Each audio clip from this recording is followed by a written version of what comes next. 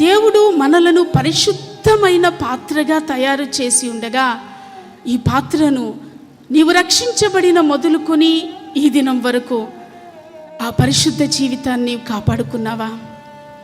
ఆ నీతి జీవితాన్ని కాపాడుకున్నావా? దేవునితో నీ సంబంధం ఎలా ఉంది? దేవుని సన్నిధిలో ఎలా బ్రతుకుతూ ఉన్నావు?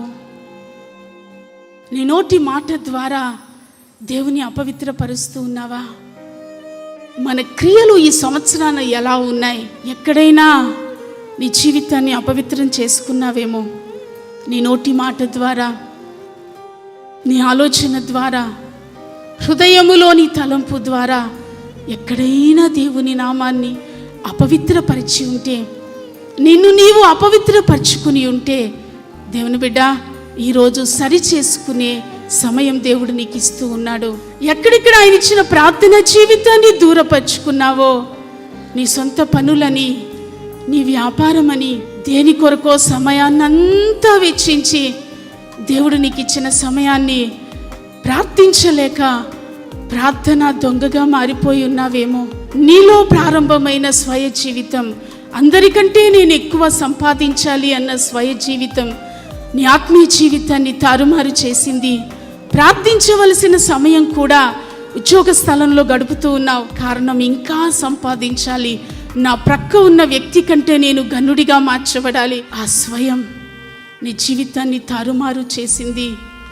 ఇప్పటికే నీ జీవితం తారుమారైపోయిందేమో. దేవుని సన్నిధికి వచ్చి మొరపెడదాం. అవును యేసయ్యా, నేను కనిపించాలని, నన్ను నేను అనేకుల ఎదుట ఘనునిగా చూపించుకోవాలని నీకు ఇవ్వాల్సిన సమయాన్ని నేను దోచేశాను యేసయ్యా. నీ సన్నిధిలో ప్రార్థించవలసినంతగా ప్రార్థించలేదు యేసయ్యా. ఎన్నో శుద్ధీకరణ కూడికలు దేవా నేను పోగొట్టుకున్నాను.